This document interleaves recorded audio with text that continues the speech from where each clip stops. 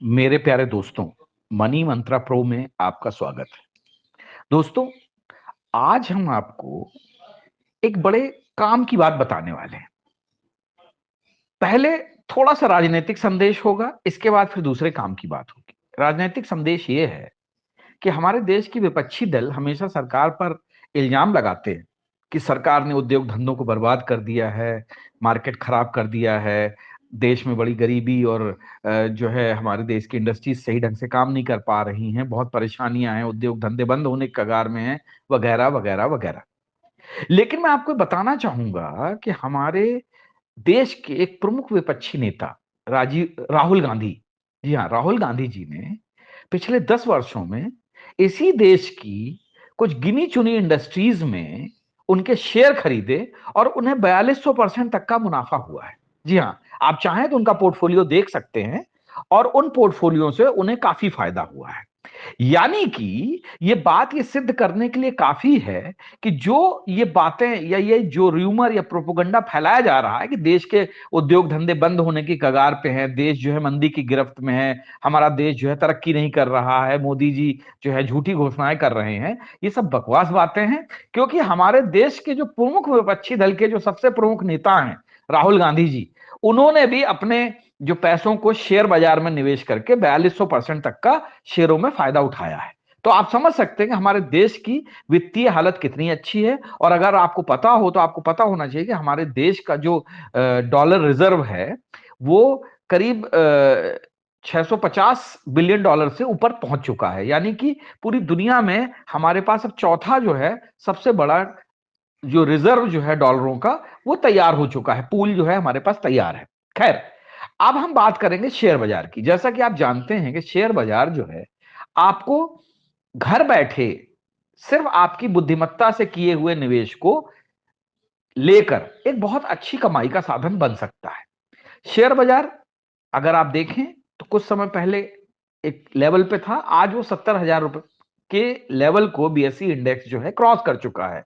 NSE index भी बहुत तेजी से बढ़ने के कगार पे, और ऐसा कहा जा रहा है कि चुनाव बाद अगर मोदी सरकार आती है तो ये 1 लाख के मार्क को भी पार कर जाएगा।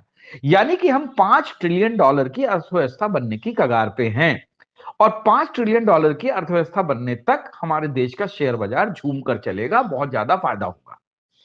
शेयर बाजार की इसी तेजी का फायदा उठाने के लिए अभी बहुत सी कंपनियां अपना आईपीओ ला रही हैं। इस क्योंकि शेयर बाजार जो है रिकॉर्ड ऊंचाई पर पहुंच चुका है, इसका सबसे ज्यादा फायदा जो है इस बाजार में निवेशकों को होने वाला है। अब देखिए हो क्या रहा है कि जो पहले जो मतलब जो छोटे छोटे खुदरा निवेशक हुआ करते थे, इंडिविजुअल इन्वेस्टर्स हुआ करते थे, वो मार्केट से दूर रहते थे। लेकिन अब जो है खुदरा निवेशक धीरे धीरे शेयर बाजार में आने लगे हैं। और शेयर बाजार की तेजी का प्रमुख कारण भी यही है कि देश में रिटेल निवेशकों की संख्या बढ़ गई है। रिकॉर्ड संख्या में नए डीमेट खाते खुले हैं। आपको मोबाइल पे भी डीमेट खाते खोलने की जो है बहुत सारी कंपनियां सुविधा दे रही हैं। सरकार की नीतियों में बदलाव की वजह से शेयर मार्केट बढ़ रहा है। राजनीतिक स्थिरता है, उसकी वजह से शेयर मार्केट बढ़ रहा है। महंगाई का कुशल प्रबंधन है, यानी कि महंगाई का जो रेट है वो बहुत ही कम लेवल पे चल रहा है। और कारोबारी सुगमता बढ़ने से नई नई इंडस्ट्रीज खुल रही, उसकी वजह से शेयर मार्केट को फायदा हो रहा है। अब आप समझिए 2024-25 में 50 से अधिक नए आईपीओ आने की उम्मीद हो चुकी है, जिसके जरिए कंपनियां 1 लाख करोड़ रुपए जुटाने का लक्ष्य लेकर चल रही हैं। अगर चुनाव के बाद में ज्यादा उठापटक नहीं हुई तो यह आंकड़ा 1 लाख करोड़ के पार भी जा सकता है। देखिए, 1 अप्रैल से नया वित्त वर्ष शुरू हो चुका है। नई कंपनियां 19 नई कंपनियां जो है आईपीओ जो है शेयर बाजार में ला रही हैं, जिनका बाजार मूल्यांकन करीब 25,000 करोड़ होगा। इन्हें सेबी की अनुमति भी मिल चुकी है। वहीं 37 और कंपनियों के 45,000 करोड़ रुपए के आईपीओ अभी प्रस्तावित है। इनके दस्तावेज भी सेबी के पास जमा कराए गए हैं। जल्दी इन्हें भी मंजूरी मिलने की संभावना जताई जा रही है। इन 56 कंपनियों में से 9 टेक कंपनियां हैं। इनके आईपीओ का कुल मूल्य 21,000 करोड़ रुपए है। समझिए, टेक कंपनियां यानी कि हमारे देश की जो आर्थिक स्थिति जो है बहुत तेजी से सुधर रही है। इस साल बड़ी कंपनियां भी आईपीओ लाने की तैयारी कर रही हैं, जिनमें भारती हेक्साकॉम, स्विगी ओला इलेक्ट्रिक और टाटा समूह जैसे बड़े नाम शामिल हैं। टाटा समूह के 8 आईपीओ लाने की संभावना है। इसमें टाटा कैपिटल से लेकर बिग बास्केट तक शामिल हैं। अब आप समझिए हो क्या रहा है कि जो छोटी कंपनियां हैं, पिछले वित्त वर्ष में आईपीओ में पहले दिन की औसत बढ़त 28% की थी। वहीं 70% से ज्यादा या 55 स्टॉक अभी भी अपने इश्यू प्राइस से ऊपर का कारोबार कर रही हैं। पिछले वित्त वर्ष में मिड कैप और स्मॉल कैप श्रेणी में सूचीबद्ध हुए शेयरों को भी अब बहुत ज्यादा फायदा हुआ था। यही कारण है कि इस बार जो है कंपनियां अपना आईपीओ लाने की कोशिश कर रही हैं। और आप समझिए पिछले साल 23-24 के जो वित्त वर्ष में 76 कंपनियों ने आईपीओ पेश किए थे, जिसके जरिए उन्होंने करीब 62,862 करोड़ रुपए जुटाए थे। यह राशि इससे पिछले वित्त वर्ष के मुकाबले 21% अधिक थी। खुदरा निवेशकों की वजह से आईपीओ बाजार में तेजी बनी हुई है। तो दोस्तों हमारे देश का जो भविष्य है वो बहुत उज्जवल है। जैसा हम कह रहे हैं कि हम दुनिया की तीसरी या चौथी बहुत बड़ी अर्थव्यवस्था बनने के कगार पर हैं, तो ये बात बिल्कुल सच है। देखिए विपक्ष का काम होता है प्रोपेगेंडा करना, झूठ फैलाना ताकि उनको सत्ता मिल सके। लेकिन विपक्षी नेता भी शेयर बाजार में जम के इन्वेस्टमेंट कर रहे हैं, क्योंकि उनको पता है कि भारत का जो उद्योग धंधे हैं वो सुरक्षित हैं।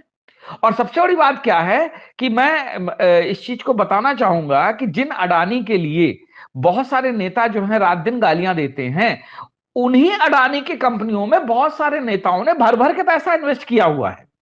और अगर आप देखेंगे कि अडानी का शेयर जो एक समय में सबसे नीचे लेवल पर आ गया था इन्हीं अफवाहों की वजह से, अब वो अपने लेवल से जाने कितने गुना ऊपर बढ़ चुका है और नेताओं ने उसमें भर भर के पैसा लगाया और पैसा कमाया है। इसलिए जनता को यह बात सोचनी चाहिए, नेताओं के इस तरीके के बहकावे में नहीं आना चाहिए। भारत का भविष्य सुरक्षित है। दुनिया की सभी रेटिंग एजेंसीज ने भारत को सबसे ज्यादा तेजी से ग्रोथ वाला देश बताया है।